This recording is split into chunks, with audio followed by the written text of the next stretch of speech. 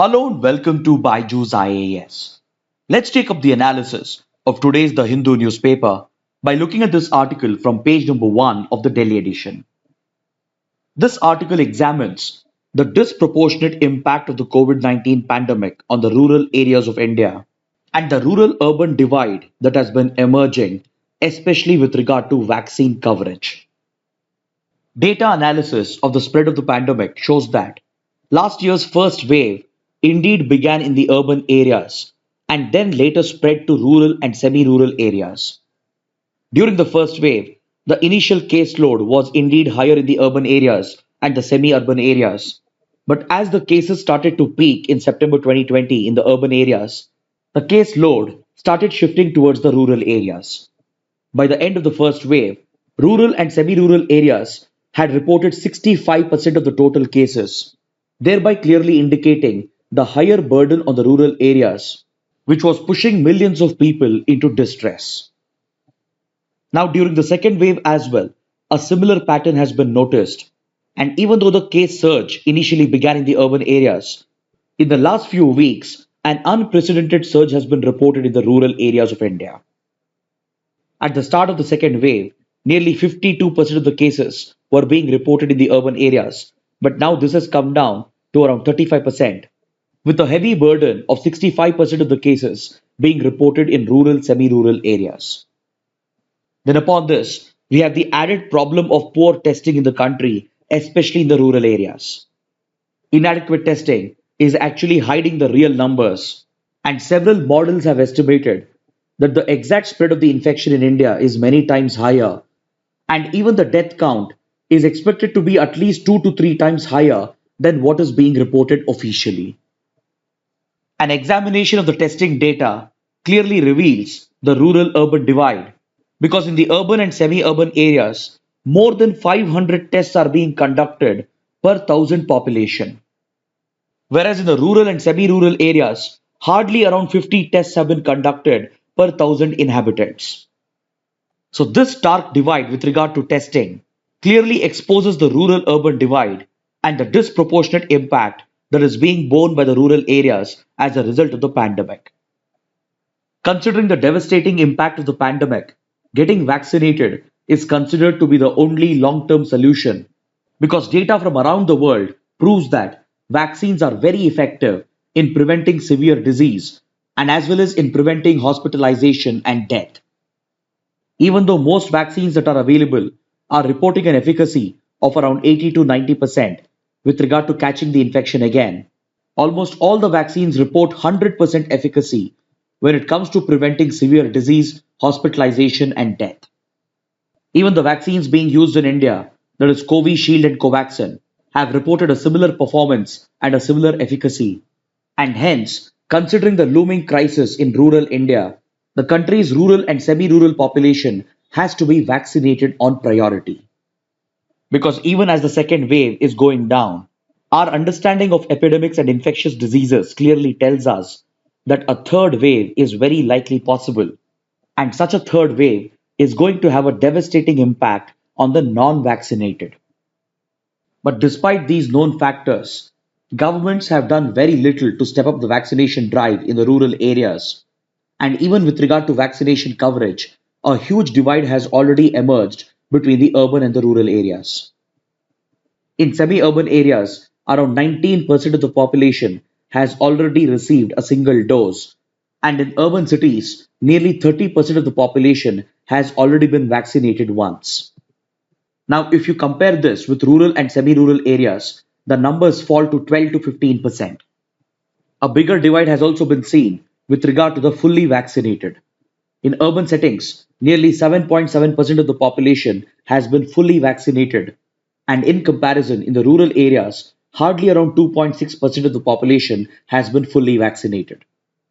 In fact, in total, just around 15% of the population has been immunized outside of urban areas.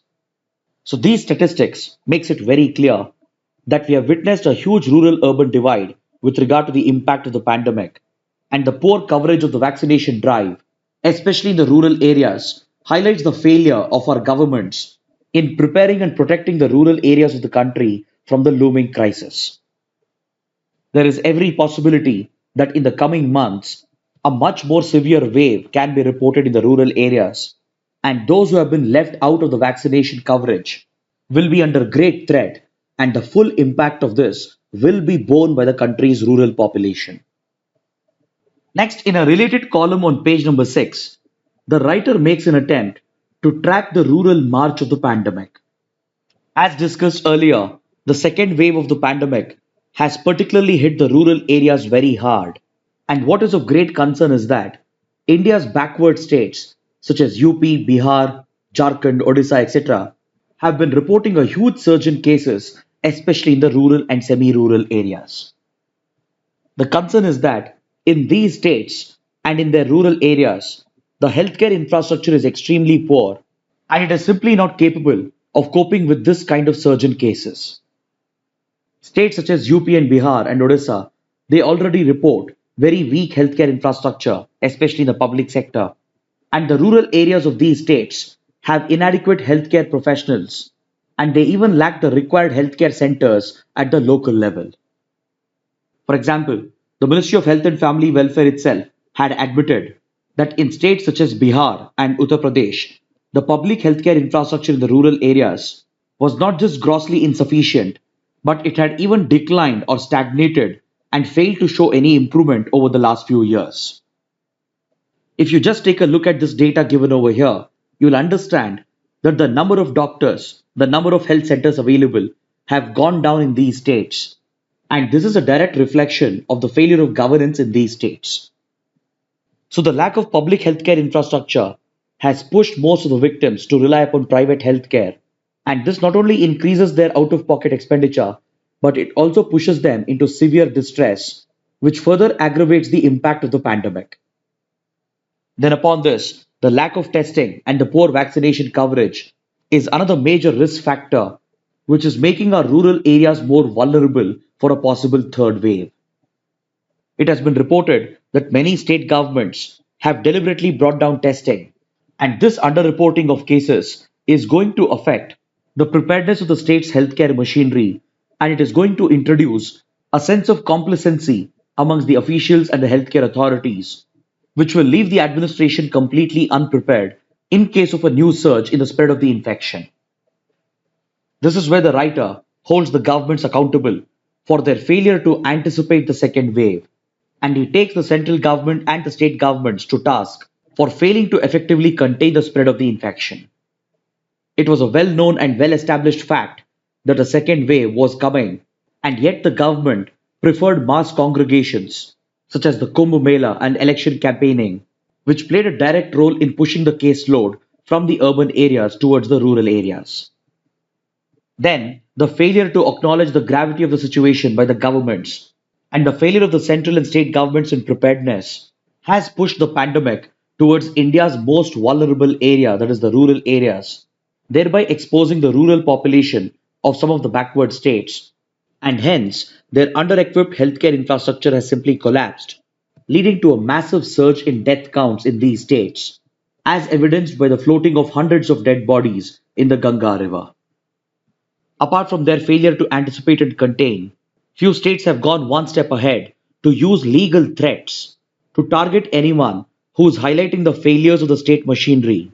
And in states like Uttar Pradesh, the government has been filing cases against anyone who has been critical of the government's response and against anyone who has been highlighting the critical gaps that exist in the state's healthcare infrastructure. It is this complete apathy of the governments which led to judicial intervention to decide upon executive matters and executive decisions, such as imposition of lockdowns, arranging oxygen supplies, allocation of beds, etc. In short, the chaos that is unfolding in the country's rural areas as a result of the pandemic is not just pushing the vulnerable population into a health distress, but also the loss of jobs, livelihoods, and income is also pushing these families into severe economic distress.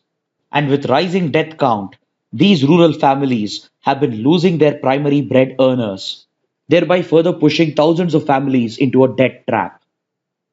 So it is of utmost importance that our government should wake up and acknowledge the threat that we are dealing with and take adequate preparatory steps, at least now, in order to protect the vulnerable rural areas which are facing an impending crisis.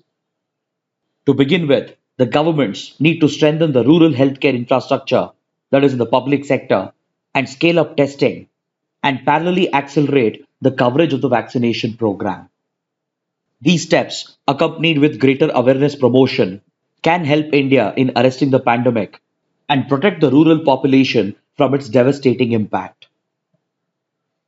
Now let's take up an editorial from page number 6, which evaluates India's preparedness and handling of severe and extreme cyclones in the backdrop of Cyclone Tauktae, which has caused enormous damage along the west coast of India, leading to both loss of life and property in coastal states such as Kerala, Karnataka, Goa, Maharashtra, and in Gujarat. Even as these states were battling the pandemic, they were hit by a second and simultaneous disaster, which has tested the administrative capacities of these states. See, thanks to the implementation of the disaster management cycle under the Disaster Management Act of 2005, today India is in a much better position to deal with any disaster. And this is very true with regard to the impact of tropical cyclones in the Bay of Bengal. It's a well known fact that the Bay of Bengal is known to witness very high intensity cyclones every year. And after suffering from massive loss to life and property until the 1990s, India geared up its disaster management infrastructure following the Disaster Management Act of 2005.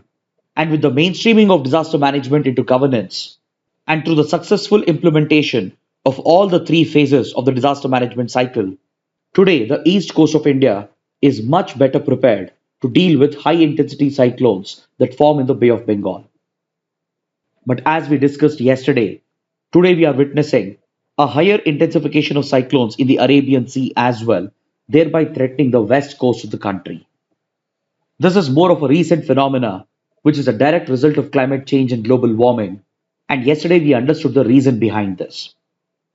The increasing temperature of the surface water in the Arabian Sea is what is causing the intensification of the cyclones, similar to the ones that we witness in the Bay of Bengal.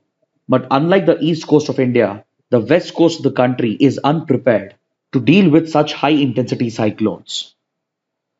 Hence, in this context, the editorial examines the preparatory steps that India should be taking under the three phases of the disaster management cycle in order to climate proof the west coast of India as well, because extreme weather events such as tropical cyclones are going to increase in the coming years as a direct result of climate change and global warming. See, under the disaster management cycle that we have adopted through the Disaster Management Act of 2005, there are three essential phases.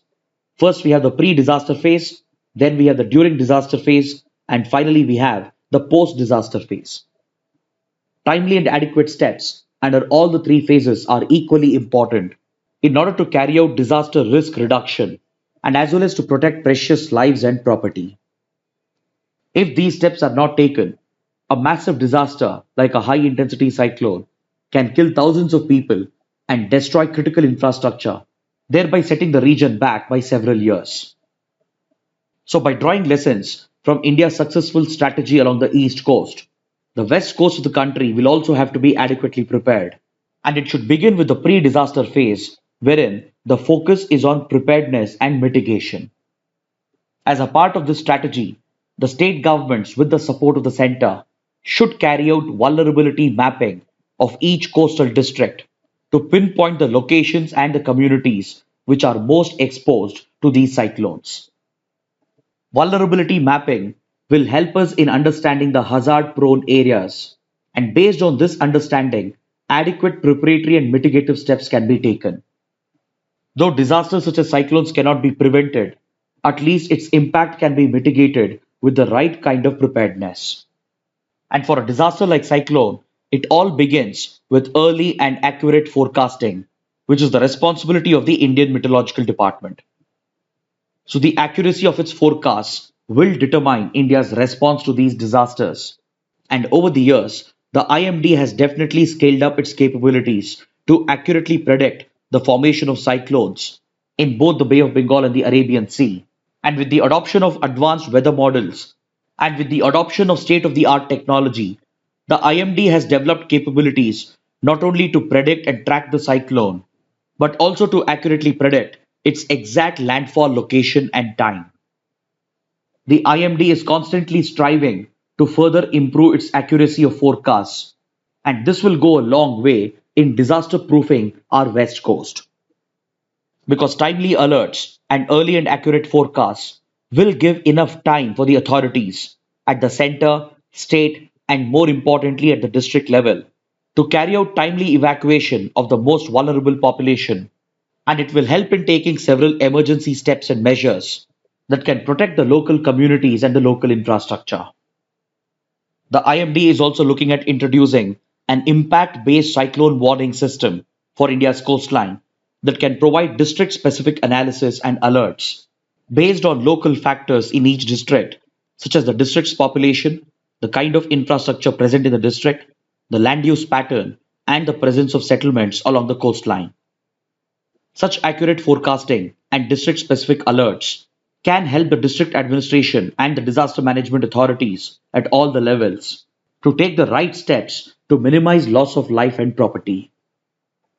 Next, with regard to the west coast of India and high intensity cyclones in the Arabian Sea, there is an urgent need to create adequate cyclone shelters along the west coast. Because this is an adequate infrastructure which has already been created along the east coast of the country, as the east coast was more vulnerable to high intensity cyclones that form in the Bay of Bengal. A number of cyclone shelters have been built in the coastal districts along the east coast, and the respective state governments and the district administration they evacuate and rush the people into these cyclone shelters, which has helped in saving precious lives in all the states along the east coast.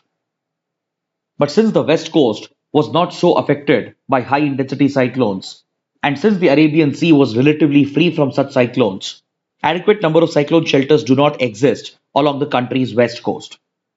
So, as a part of these pre disaster steps under preparedness and mitigation, the respective state governments along the west coast of India should take support from the center to create the cyclone shelter infrastructure. Then, they should also strictly enforce the building codes and the bylaws to ensure that the buildings and the infrastructure that come up along the west coast are built in a cyclone proof manner. Sturdy construction and proven engineering techniques can easily make a building cyclone proof, thereby minimizing damage to life and property during high intensity cyclones. Then, during disaster, that is when the cyclone is striking the coastline and when it is making landfall, the focus is on search and rescue operations to help out the people who are stranded and who are stuck at sea, and to provide emergency relief, especially medical relief, to the affected population. Then, also for those who have been evacuated into cyclone shelters, and for those who have been affected or injured during the cyclone, other emergency relief materials should be provided, such as basic medical aid, food, shelter, clothing, etc. This part of the disaster management is often referred to as disaster response, and India has indeed come a long way in improving its disaster response. The credit for this should go to the National Disaster Management Authority and the respective state disaster management authorities, which have been established under the Disaster Management Act, and these institutions have indeed done a phenomenal job by raising, training, and deploying dedicated disaster response forces such as the NDRF and the SDRF. The national and the state disaster response forces, they're not only well equipped and well trained, but they're also strategically deployed around the country and in coordination with the defense forces such as the Navy, the Coast Guard, the Army, and the Air Force. They have been doing a splendid job in carrying out effective search and rescue operations and as well as in providing emergency relief. Then, after the disaster, comes the post disaster phase, where the focus is on rehabilitation and rebuilding. This requires the disposal of timely compensation to the victims, along with the provision of insurance in order to guarantee the financial stability of the people. And such comprehensive, well designed steps and measures are needed in order to effectively handle the emergence of high intensity cyclones in the Arabian Sea. Now, let's look at this article from page number 10. The World Health Organization has proposed introducing a new naming system for virus variants. See, whenever a new virus is detected or whenever a new disease comes out in the open, their name is usually given a geographical tag depending on the location where it was detected or based on the location where the first samples were isolated. That's the reason why we have viruses and diseases named as West Nile virus, Ebola disease, etc. In fact, even when the COVID-19 pandemic broke out, many countries started referring to it as the Chinese virus. And now the different variants that have mutated, they have been named after their geographical location in an informal manner. Especially in the media, these mutant variants have been named as the Wuhan variant, the UK variant, the South African variant, and more recently the Indian variant. Such naming of a virus or a disease after a location or after a country usually leads to the stigmatization against that particular country, and especially when the disease or the virus is having a devastating impact, like the COVID 19 disease. The stigma of the name gets attached to that country, and this pushes many governments to reduce transparency in their genome sequencing. Then they might try to hide the reporting of mutant variants because most governments feel that naming viruses and diseases after a country, that too in an informal manner, affects their status and their image. See, officially, these virus variants, they are given a lineage number. It is usually based on an alphanumerical code. And what you're seeing over here is the official lineage number that was assigned to the so-called UK variant, South African variant, and the Indian variant, respectively. But these official names are very technical, which indicates the exact location in the genome sequence where the mutation has occurred. And such technical names are often very difficult to remember, especially for the common public. Hence, the media tends to prefer these informal names, and they tend to name the virus or a variant after a particular location by giving it a geographical tag. But the stigmatization and the targeting of few countries and few locations has made governments hesitant about revealing genome sequencing data. And recently, for example, when Indian media and the global media started referring to this variant as the Indian variant, the Indian government took offense to it, and it even issued a counter stating that the WHO hasn't named this variant officially as the Indian variant, and hence the media should stop using this term as it could lead to the unnecessary stigmatization of India. So, considering this controversy with regard to the naming of virus variants, the WHO has proposed the introduction of a new system for naming the virus variants based on the naming system that has been evolved by the World Meteorological Organization for tropical cyclones. Because the WMO has developed a country neutral cyclone naming system which reduces any such stigmatization, and instead it actually promotes the spreading of awareness by using a simpler official name. So, in this context, we can understand how tropical cyclones are named and what are the advantages of such a naming system. See, for many years, cyclones or hurricanes, they were not given any official name. Each cyclone was being designated with a series of complicated numbers, which was helpful only to the technical community, and such a lack of a naming system was making it difficult to identify each cyclones. So then, under the leadership of the WMO, a naming system was devised to make it easier for governments, for the media, and the public to understand and remember these names so that you can spread more awareness about the disaster risk and in turn promote better preparedness and better management. The official technical names were considered to be very confusing and complicated, and hence simpler names were suggested through a naming system, which would not only make it easier for the media to report on the event, but it would also trigger greater interest amongst the public, leading to better community preparedness. For example, it's much more easier to remember Cyclone Titli or Cyclone Tokte than remembering the technical number the cyclone is associated with, which is usually based on its longitude and latitude. So there are several such advantages of evolving a naming system for such disasters. And just like how the WMO has evolved a neutral naming system for tropical cyclones, the WHO is also planning a neutral naming system for naming the virus variants. See, in 1972, the World Meteorological Organization, along with the Economic and Social Commission for Asia and the Pacific, established the Panel on Tropical Cyclones. This is essentially an intergovernmental body consisting of member countries in the northern Indian Ocean region, where tropical cyclones are formed in the Bay of Bengal and as well as in the Arabian Sea. So the countries that are affected by these cyclones were a part of this panel on tropical cyclones. So this panel on tropical cyclones acts as a regional body for the northern Indian Ocean, and similarly, 5 regional tropical cyclone bodies have been set up under the WMO. These regional bodies were set up as a part of its tropical cyclone program, which is aimed at promoting better coordination and cooperation amongst the countries of that particular region to mitigate the impact of these disasters. So, for the northern Indian Ocean region, the panel on tropical cyclones came out with a naming system in 2000. And according to the system, since 2004, cyclones are being given a neutral name by the countries that are a part of this body. Until recently, this panel on tropical cyclones for the northern Indian Ocean was made up of just 8 member countries, and each of them had submitted a list of 8 names, which were being used in a particular order, one after the other, to name the cyclones that were forming in the northern Indian Ocean. This table over here gives you the list of names that these 8 countries had given. So, in total, 64 names were a part of this list, and accordingly, cyclones were being named one after the other in this order. And after one entire column was exhausted, the naming would move to the second list from the top. So, in this sequential manner, cyclones were being named in the northern Indian Ocean.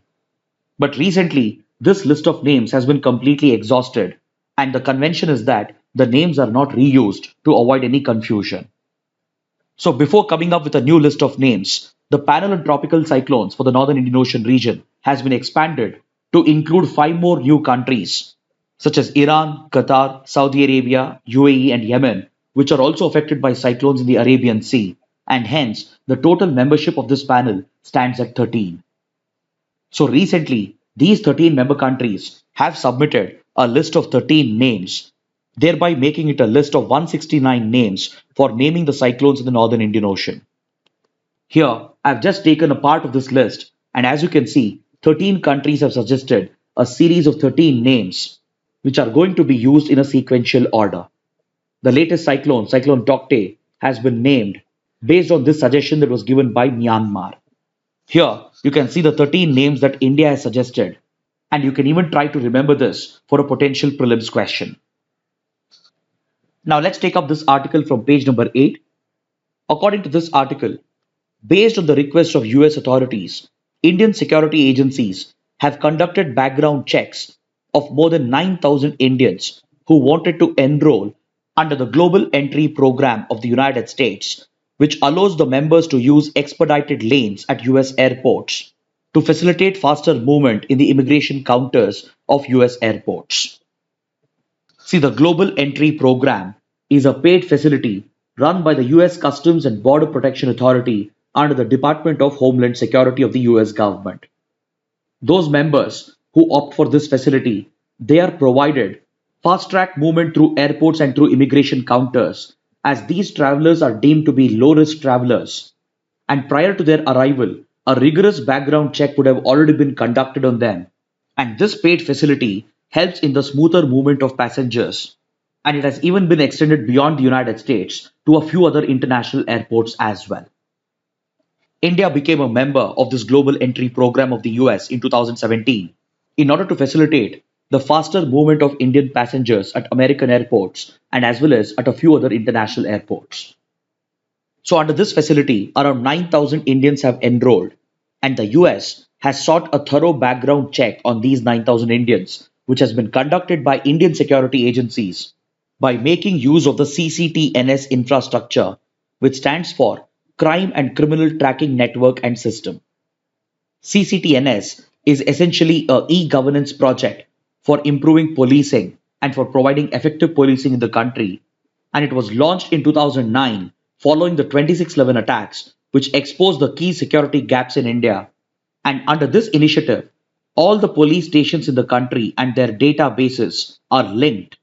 And this database or this IT infrastructure is referred to as the CCTNS.